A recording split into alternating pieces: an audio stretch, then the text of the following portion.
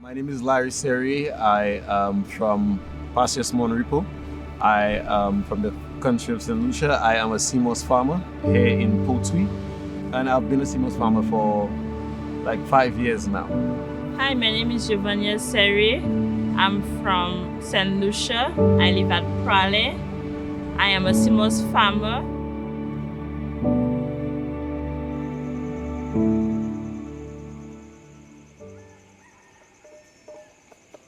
It's now our job, so it's a routine. We get up at 5, we make our tea or prepare whatever for breakfast, and then we leave to come to Potui. I know you want a lover that will fight for you, fight for you, fight for you. I know you want a lover till the very end. It was introduced to me by my aunt. She has been to farming more than 30 years. She always telling me, why don't you do CMOS? Why don't you come and do CMOS? And like, I was still at school and telling her, no, I don't have time. But the year 2018, I started. Oh no, oh no, I'll die for you, I'll die for you. Baby, oh no, I'll fight. Well, she introduced me to it. I was a bit skeptical because I didn't really like the water. And at the time, I was a customer service representative. And on my off days, I used to come here and plant the CMOS, harvest the CMOS. And I grew to like it. And I ended up resigning my customer service job for 9 years. And I'm a full-time CMOS farmer. I haven't regretted at all. As she said, it was very therapeutic for me. Seeing the fish, I mean, that's the best office that you could ever have.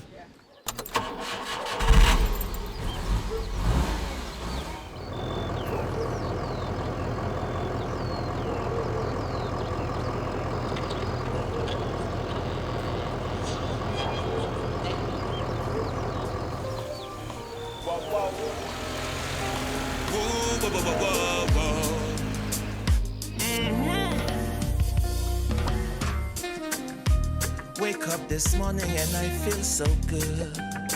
I praise the Most High. Oh yes. I got everything I need to chase the wicked away. I'm in such a lovely mood, yo, I can fly and touch the sky.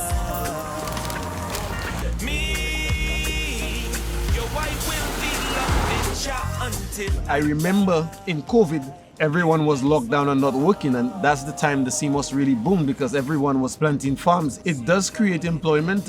We have maybe roughly 300 to 400 farmers. You have to pay somebody to get the sticks. You have to buy from the local shops to get the rope. You have to maybe employ somebody to help you set up your farm. Sometimes you'll have to pay somebody to harvest. You have to pay somebody locally to transport the CMOS for you if you don't have a means, or get a boat to bring the CMOS. So all of that is money, is revenue for young people within the community. got to be brave, you got to be bold. Tell her to get her youth, them go your daddy, let it grow. Don't let the system come and take control. No iniquity on the naughty payroll. I listen, I say in a full control. Before it was challenging, the road was very bad, and it was hard to traverse to come to the farm, to and fro. So we used to walk, and in the past, coming from the farm with our harvest, we had to use boats to go to the jetty instead because the road conditions were very bad.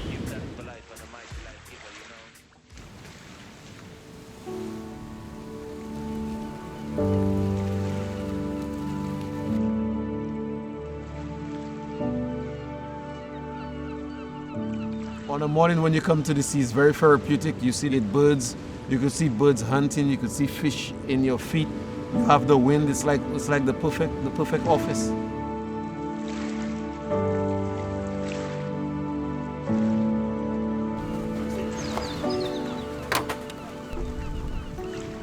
I love what I'm doing.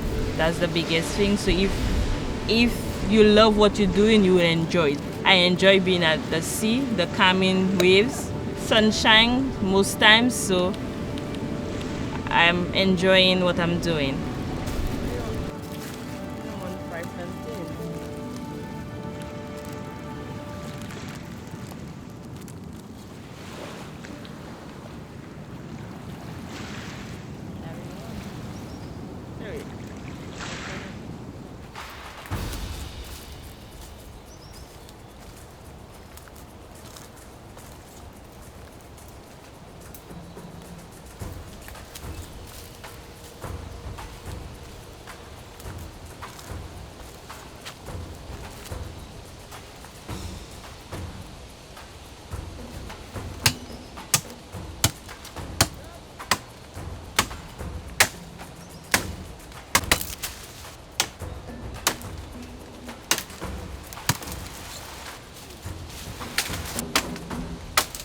There's many risks involved in being a sea moss farmer.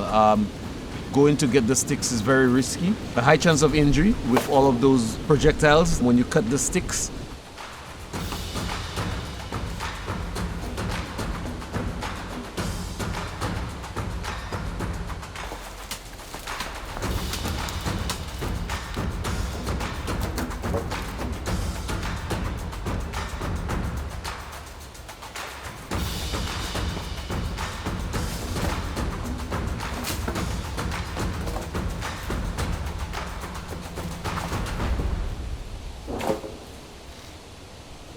Sea moss is a very diverse product.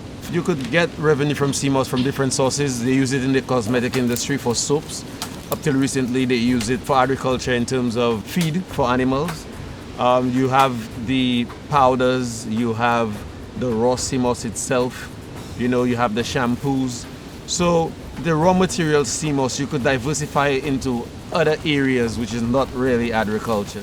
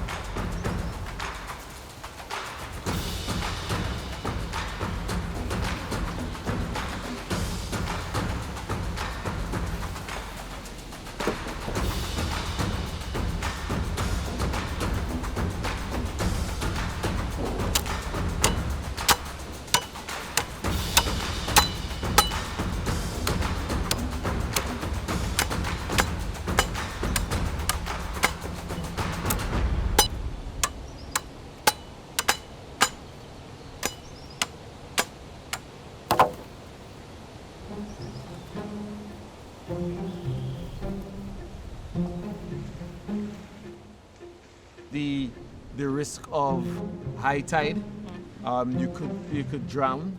You also have the risk of certain marine animals getting bitten by a crab, or getting punctured by a sharp stick. You also have other risk of you getting trapped in your farm or getting tangled in the ropes also. All of those are risks that you have when you're a sea moss farmer.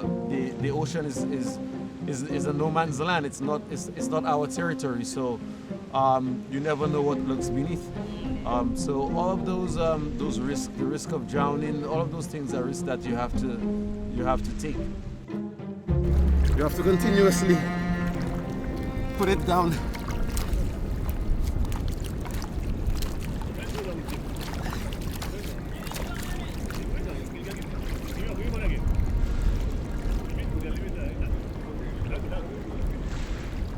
Usually we get here at 7 and we leave at about 2. Some days we leave later than that. It depends. We have like schedules. If we know that this month we have a target to replant the farm, like now, since all the sea moss got broken away, we might come here about 6:30 and leave about 3, just to make sure that we have all 3 farms planted. The sack, yeah, it's too low. Boy, whatever I had in the sack, Decided to float away because the tide is high, so you can see the suck behind us. When there's a lot of current and waves, it as you can see the lines they get tangled and they burst and the sea moss bursts and all of that. The farm has to be maintained. You have to all of those that grows on the line, you have to take it out. You know, a rope. We have to the rope that's busted. We have to fix it, repair it. You know. It's a lot of work, but it's a labor of love, you know. I mean, when you come to the farm and you see the farm is healthy and the sea moss is growing very big, there's a very good sense of accomplishment.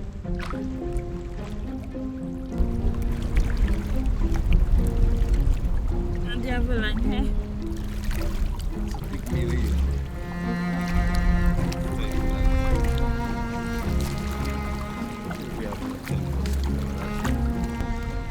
You want a longer piece of rope? No, it's okay. Put the string inside the noodle, then push it between the line just for it to stay safer. Twist it around and then we make a knot. The pool noodles is an alternative they're alternatives to the PET PET plastic bottles. It's kind of more environmentally friendly and it looks better than the bottles. But we're trying to, it's just one alternative. We're trying to see if we could get something that is more eco-friendly, maybe a glass floater or something that we could use. For now, we're trying to transition to the pool noodles to see how it works. And so far, it's very good as a floating device. And it's more sustainable. One length of pool noodles can do more than 40 feet of line. So you use less pool noodles than bottles in terms of a floating device for now. It takes like about 6 weeks for a full harvest, but you could do it before that. It really depends. The sea moss grows fast. Sometimes it grows fast, sometimes it grows slow, depending on how you plant it and the weather. If I just do a small stem, like about that, it might not grow as fast, but it will eventually get big. But if I plant it big, it will get big so fast, maybe it might even break out. So we do it like crop rotation. So if we harvest this whole farm, what we would do, the second farm behind us would have sea moss that's almost ready. So we have them in different stages. I don't tie it that tight because if you tie it too tight, it's gonna break. And I make sure that I tie it close to the line because if it has too much tension, as you can see, when you untie it, you get that. Now if that goes over onto that, it's going to tangle the line. So you have to be very careful when you plant it close to the line. And you have to tension your lines because you don't want your lines too close.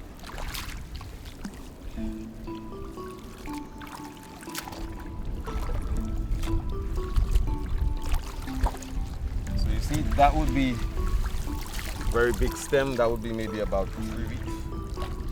And you can see the color is different. That's what they used to do the purple sea moss. So we usually cut stems from that, and like one stem could make a lot of plants. Different people plant differently, so that's just our way, you know. But you can plant differently if you'd like. Some people they plant it big, so they would harvest quick, but there's a disadvantage of it breaking off, and there's a disadvantage of it sinking to the ground and you having to wash it more often because it has a lot of sand in the sea moss. That's why we have the pool noodles on there, so it would keep it afloat when it gets the weight. See the crab in it? Well, the sea moss is very good for the ecosystem. Actually, when you have the sea moss, it reduces the carbon footprint of the earth because it's a plant in water. So CO2, it would absorb the CO2. Number two, it's a safe haven for fish. If we pull up some sea moss right now, you might see a whole ecosystem in there. You might see fish, you might see crabs, you might see shrimp. All of them live in the sea moss. So there's, it's very good for the ecosystem around here. The difference between the two types of sea moss The Ukima is it's more round and more separated, and the Gracia would be the spiky kind of one, and it would be more together. The purple, that one would be another type. You could see the difference on how it looks and how that one looks, and that's the green. And this one is the green. That one stays green if we hang it out or leave it out in the sun. It stays green. But if we want to bleach it, we put it on our bed and we cover it, it will turn white. And this one is brown. It turns purple if we leave it out in the sun. But if we want to bleach it the same way, we put it on our bed and cover it, it will turn white. So the same sea moss, but different color. We use the sacks, and we would usually have to pull it onto shore. Sometimes getting some water outside of the out of the sacks would be challenging. They're 50-pound bags and 100-pound bags, so it could be heavy at times. You know, I mean, it could be a little bit strenuous, but with time you learn the techniques to remove the water and how to load the sacks from the sea onto the truck or the pallets we have here effectively. After the water is removed, the bag of sea moss is actually lighter, and then you could transport it into your truck, your van, your trailer to go on to their bleaching beds. For me, the waves dragging the bags, going together with the current. So in the sea, it's a bit lighter because the water is flowing, so it doesn't affect me. But lifting it out of the sea, it's a bit strenuous, and that's why sometimes we have help, sometimes we do it on our own. In terms of the commute from here with the harvest to the farm, it would take about the same 15 minutes. By boat it would take a little bit more because we would have to load the boat with sea moss, drop it down to the jetty, and get another vehicle from the jetty to bring it to our beds and our drying facility.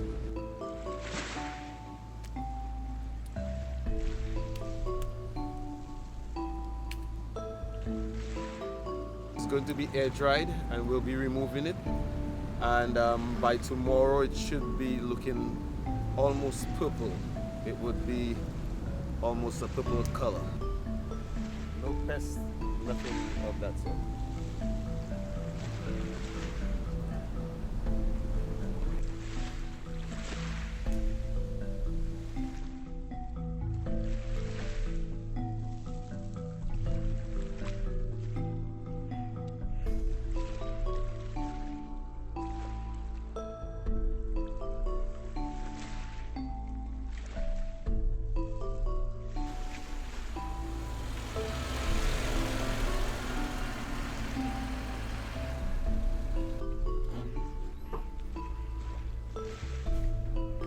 When we pull the sea moss from the ocean, it's the same color that it would stay on in the ocean, except that if it's bleached on the surface, you would see that it would look like a little whitish kind of color. But it would normally be the same green, the same purple, or the same color as the sea moss is. When you talk about bleaching, that would be you're removing the sea moss from the sea, and you would be putting it on the bleaching table and covering it with plastic. And there's a chemical reaction between the sun and the sea moss, and that would remove the color from the sea moss. So then it would just get white.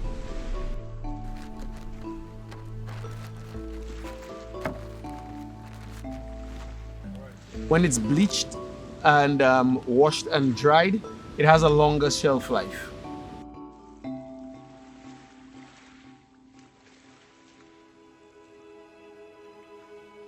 I would tell the world that sea moss is a very natural product. It is authentic, especially our sea moss, our method. I find it's a superfood. I find it's better than a lot of superfoods.